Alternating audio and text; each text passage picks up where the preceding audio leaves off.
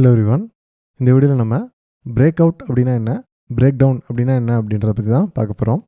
So break out அப்படிங்கிறது மார்க்கெட்டில் உங்களுக்கு ஒரு இடத்துல ரெசிஸ்டன்ஸ் இருக்குது அப்படின்னா அதை பிரேக் பண்ணி மேலே போகிறதுக்கு பேர் பிரேக் அவுட் அப்படின்னு சொல்லுவோம்.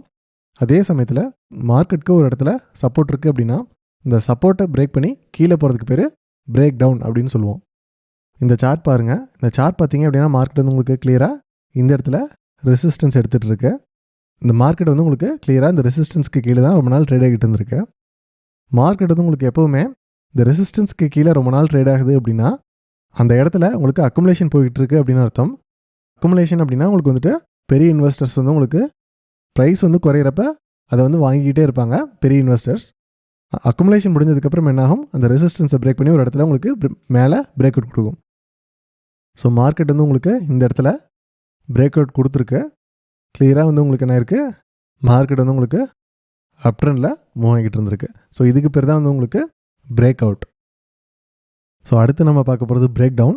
பிரேக் டவுன் அப்படிங்கிறது மார்க்கெட் உங்களுக்கு ஏதாவது ஒரு இடத்துல சப்போர்ட் இருந்தது அப்படின்னா அந்த சப்போர்ட்டையும் பிரேக் பண்ணி உங்களுக்கு கீழே போய் ட்ரேட் ஆகிறது வந்து உங்களுக்கு பிரேக் டவுன். இந்த சார்ட் பார்த்தீங்க அப்படின்னா உங்களுக்கு கிளியராக இந்த இடத்துல உங்களுக்கு ஒரு சப்போர்ட் லைன் இருந்திருக்கு. ஸோ அந்த மார்க்கெட் வந்து உங்களுக்கு என்ன இருக்குது, கிளியராக அந்த சப்போர்ட் லைனுக்கு மேலே தான் ட்ரேட் ஆகிட்டு இருந்திருக்கு. பட் ஒரு கட்டத்துக்கு மேலே மார்க்கெட்னால அந்த சப்போர்ட் லைனுக்கு மேலே ட்ரேட் பண்ண முடியல. மார்க்கெட் வந்து உங்களுக்கு என்ன ஆயிடுச்சு, அந்த சப்போர்ட் லைனை பிரேக் பண்ணி கீழே போக ஆரம்பிச்சிருச்சு. ஸோ இதுக்கு பேர் தான் வந்து நம்ம என்ன சொல்லுவோம், பிரேக் டவுன் அப்படின்னு சொல்லுவோம். ஒரு மார்க்கெட் வந்து உங்களுக்கு பிரேக் அவுட் ஆகட்டும் இல்லை பிரேக் டவுன் ஆகட்டும், உங்களுக்கு வந்துட்டு சப்போர்ட் அண்ட் ரெசிஸ்டன்ஸ் லைனில் மட்டும் ஆகாது.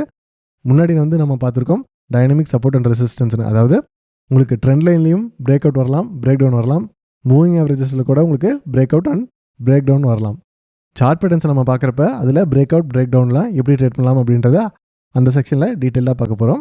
ஸோ இங்கே ஜென்ரலாக பிரேக் அவுட் அப்படிங்கிறது உங்களுக்கு ரெசிஸ்டன்ஸை பிரேக் பண்ணி மேலே போகிறது, பிரேக் டவுன் அப்படின்றது சப்போர்ட்டை பிரேக் பண்ணி கீழே வருது. இதே சார்ட்டில் பாருங்கள், உங்களுக்கு இந்த இடத்துல ஒரு ட்ரெண்ட் லைன் போயிட்டு இருந்திருக்கு.